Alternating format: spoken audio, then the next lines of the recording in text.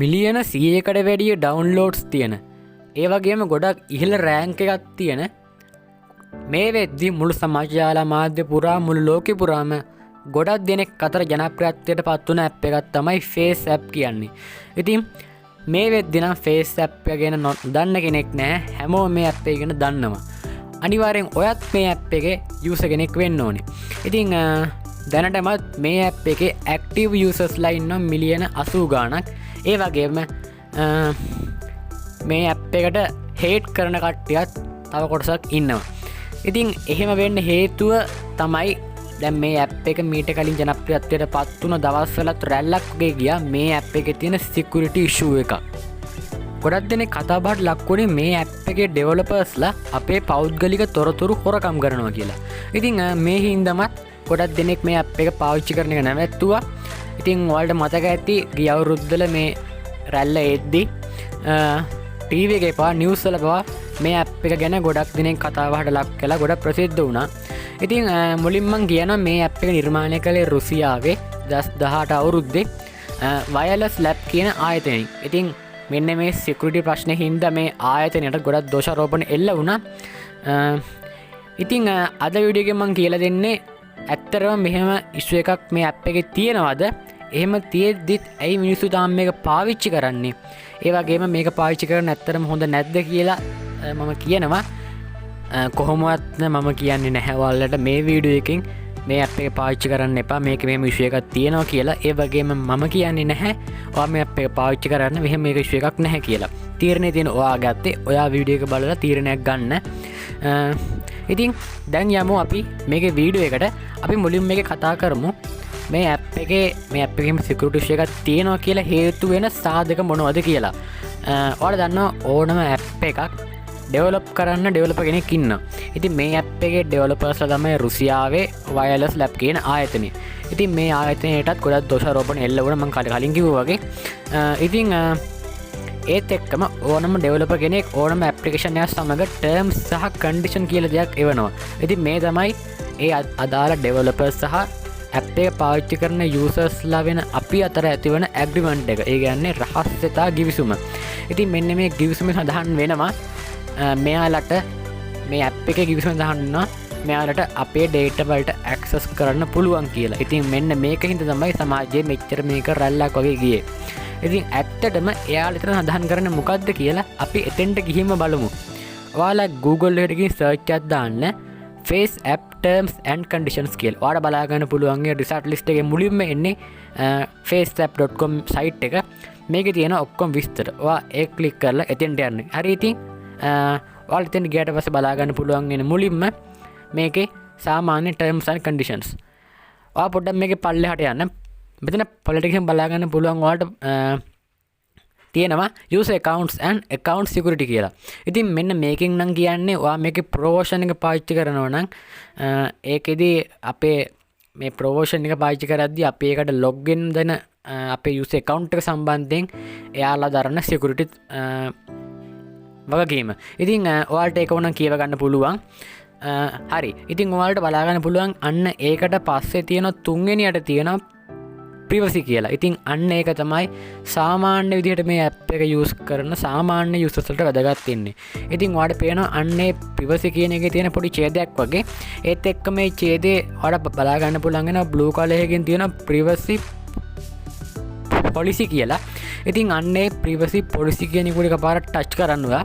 ඉතින් අන්නේ privacy policy එක ටච් කරාට පස්සේ blue color එකෙන් තියෙන ඔයා ටච් කරාම යන්නේ මේකේ privacy policy තියෙන විස්තර වලට. ඒ කියන්නේ privacy details වලට තමයි මෙතෙන්ට යන්නේ. ඉතින් අන්න එතනත් ඔයාලා බලා ගන්න පුළුවන් සම්පූර්ණයෙන්ම ඉංග්‍රීසියෙන් තියෙන ඡේද ගණන්.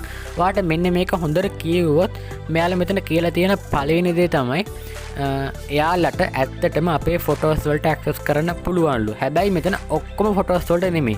එයාලා කියන්නේ අපි එයාලගේ ඇප් එක කරා එඩිට් කරන්න දෙන ඒ අදාළ ෆොටෝ එක විතරක් ඒ වෙලාවෙදි එයාලගේ cloud servers වලට අප්ලෝඩ් වෙනවා කියන එක. මොකද එයාලගේ database එක සම්පූර්ණයෙන් තියෙන cloud server එක. ඔයාලට හොඳට මේක තේරෙනවා ඇති.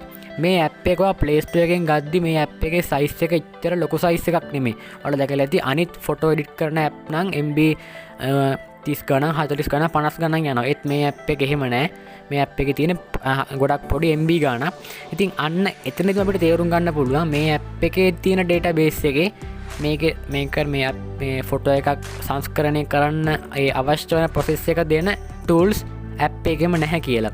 ඒ කියන්නේ මේක තියෙන්නේ cloud server එක database එක. ඉතින් ඒ cloud server එකයි අපේ ෆෝන් එකයි ඒ වෙලාවේදී connect කරන්න internet access ඕනේ. ඉතින් ඔයා දැකලා ඇති මේ ඇප් එක පාවිච්චි කරනවා නම් අපි අපේ data on කරලා තමයි මේ ඇප් එකේ සියලුම කාර්යයන් කරගන්න වෙන්නේ. ඉතින් data on කරන්න වෙන හේතුව තමයි අන්න ඒක.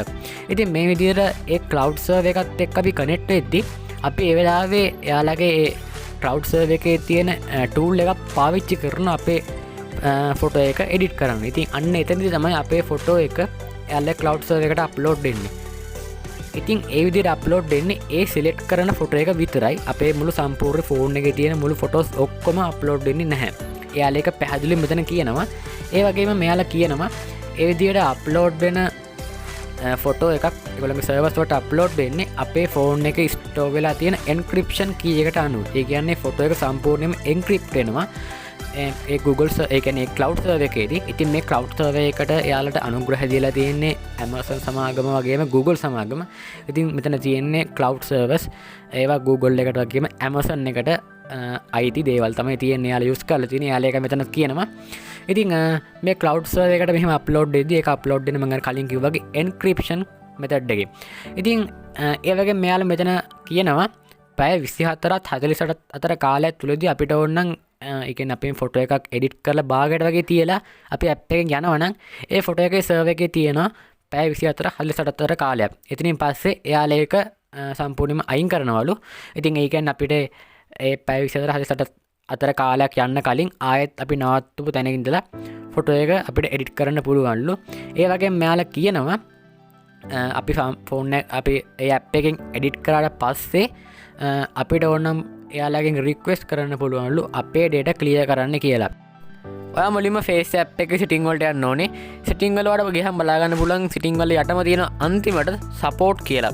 ඉතින් මෙන්න මේ support කියන එකට touch කරලා ඒකට යන්න. ඊට පස්සේ බලන්න පුළුවන් ඒක ඇතුලේ තියෙන තව option හතරක්. මේ option හතරේ බලන්න පුළුවන් ඔයාලට පල්ලෙහාම තියෙනවා රතු පාටින් mark කරලා request cloud data remove කියලා.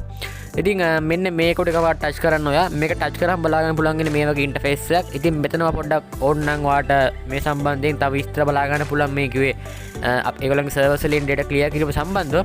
ඒක ඕනනම් කියවන්න නැත්තම් පුළුවන් ඔයාට ඒක කියවන්න තු පුළුවන් ඕනම් පල්ලෙහා තියෙන උඩට බලා ගන්න පුළුවන් delete කියලා බටන් එකක් රතු පාටින් මාක් කරලා අන්න ඒ delete කියන එක දෙන්න. ඉතින් ඔයාලා බලා ගන්න පුළුවන් delete කියලා දුන්නාට පස්සේ ෆෝන් එක යටින් පෙන්නවා ඔයාගේ cloud එකේ තිබ්බ data ඔක්කොම delete වුණා කියලා. ඉතින් මතක් කරනවා මේ දේ කරන්න නම් අනිවාර්යෙන් ඔයා face app එකට ඒ වෙලාවේ ගිහින් එතන ඔයාලගේ data connection එක enable කරගෙන ඉන්න ඕනේ. සාමාන්‍ය face app එක පාවිච්චි කරද්දිත් අපිට අනිවාර්යෙන් data connection එක ඕන වෙනවා. ඉතින් මේක තමයි සරලවම face app එක අරහා අපේ data යාලගේ servers වලින් delete කරගන්න තියෙන ලේසිම ක්‍රමය. නැත්නම් ඕනම් ඔයාලට පුළුවන් එයාලට email එකක් යවන්න ඔයාගේ data clear කරන්න කියලා. ඉතින් දැන් අපි ආයි යමු මෙයාලගේ privacy පැත්තට කතා කරන්න. ඉතින් ටිකකින් බලන්න පුළුවන් මෙයාලා තව දෙයක් කියලා තියෙනවා එයාලගේ privacy statement එකේ.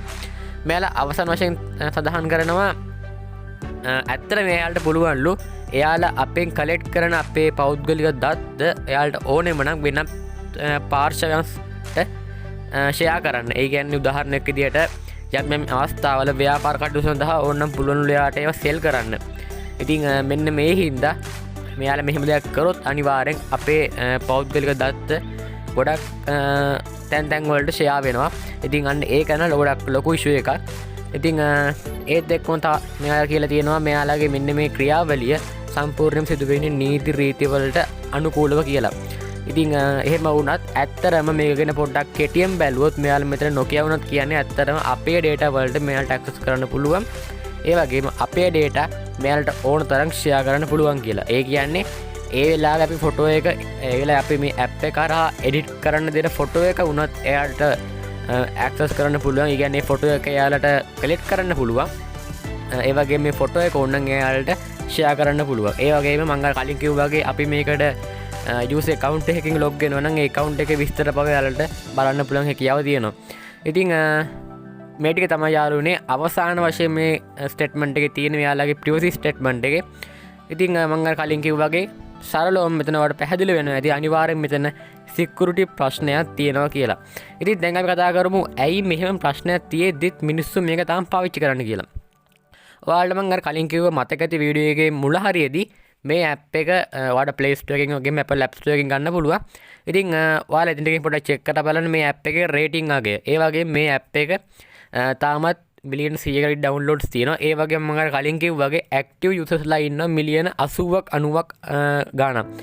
ඉතින් එච්චර ඩවුන්ලෝඩ්ස් තියෙනවා. ඒ වගේම ගොඩක් ලොකු යූසර්ස්ලා ඉන්නවා මේ වෙද්දි. ඉතින් අනිවාර්යෙන් කෙනෙක්ට හිතෙන්න පුළුවන් මෙච්චර ඉෂුව එකක් තියෙද්දිත් මිනිස්සු මේක පාවිච්චි කරනවා තාම. ඒ හින්දා මේක එච්චර ලොකු බලපෑමක් නැහැ කියලා ගොඩක් දෙන්නට හිතෙන්න පුළුවන්. අන්න ඒ හින්දා තවත් ගොඩක් අය මේක පාවිච්චි කරන්න යොමු වෙනවා. ඉතින් ඒක එක හේතුවක්. ඒ වගේම තව දෙයක් ඔයාලට හිතා ගන්න පුළුවන්. සාමාන්‍යයෙන් ඔයාලා දන්නවා මේ වගේ ඇප්ලිකේෂන් ප්‍රොවයිඩ් කරන දැන් උදාහරණයක් විදිහට මේ ඇප් එක ප්‍රොවයිඩ් කරන Google ආයතනයේ PlayStore වගේම Apple ආයතනයේ AppStore කියන ස්ටෝර්ස් දෙක කියන්නේ ඇප්ලිකේෂන් තියෙන ස්ටෝර්ස් දෙක ඒ දෙකේ වට තාමත් මේ ඇප් එක බලා ගන්න පුළුවන් කිසි ප්‍රශ්නයක් නැතුව සාමාන්‍යයෙන් මේ වගේ තමන්ගේ යූසර්ස්ලාට ඇප්ලිකේෂන් ප්‍රොවයිඩ් කරන ස්ටෝර්ස්ලා යූසර්ස්ලාගේ පෞද්ගලික දත්ත ඇක්සස් කරන ඇප්ලිකේෂන් එයාලගේ ස්ටෝර් වල තියන්නේ නැහැ. එයාලා ඒවා රිමූව් කරනවා. හැබැයි අපිට Google Play Store එකේ වගේම Apple App Store එකේ තාමත් මේ Face app එක බලා ගන්න පුළුවන්. ඉතින් මෙන්න මේ හින්දා ගොඩක් දෙනෙක් හිතනවා මේකේ සිකියුරිටි ප්‍රශ්නයක් නැහැ කියලා. ඒ හින්දා ගොඩක් දෙනෙක් මේක පාවිච්චි කරන්න යොමු වෙනවා. ඒ වගේම දැන් සමාජ ජල මාධ්‍යවල තියෙන රැල්ලත් එක්කත් ගොඩක් දෙනෙක් මේක පාවිච්චි කරනවා. මොකද සෝෂල් මීඩියා වල ගොඩක් දෙනෙක් තමන්ගේ ෆොටෝස් මේ විදිහට ෆීමේල් මේල් කරලා ෂෙයා කරනවා. ඉතින් අන්න ඒ හින්දා ගොඩක් දෙනෙක් මේක පාවිච්චි කරනවා. ඉතින් මේ ටික තමයි අද වීඩියෝ එකේ මට කියලා දෙන්න ඕන උනේ. ඉතින් මම දැන් ආයෙත් කියනවා මම මෙතනදි කියන්නේ නැහැ මේ ඇප් එක පාවිච්චි කරන්න එපා. ඒ වගේම මම කියන්නේ නැහැ මේ ඇප් එක පාවිච්චි කරන්න කියලා. මේක දැන් ඔයාලට තේරෙන්නේ මේ ඇප් එකේ රිස්ක් එකක් තියෙනවා කියලා. ඉතින් ඒ හින්දා ඔයා මේක හරියට තීරණය කරලා පාවිච්චි කරන්න මම ඔයාලට කිව්වේ මේ ඇප් එකේ තියෙන රිස්ක් එක මොකද්ද? ඇයි තාම මිනිස්සු මේක පාවිච්චි කරන්න කියලා. හරි යාළුවනේ ඉතින් ඔයාලට ගොඩක් ස්තුතියි අදත් මගේ channel එකත් එක්ක එකතු වුණාට. ඉතින් මේ වීඩියෝ එක හොඳයි නම් අයිඩියා ලයික් කරන්න, share කරන්න, comment කරන්න. ඔයාලා අපේ channel එක තාම subscribe කරලා නැත්නම් දැන්ම subscribe කරන්න. ඒ වගේම bell icon එක click කරන්න. ඉතින් ආයෙත් කියන ගොඩක් thank you. එහෙනම් තාත් මේ වීඩියෝ එකකින් හමෙමු. ඔයාලට ජය වේවා.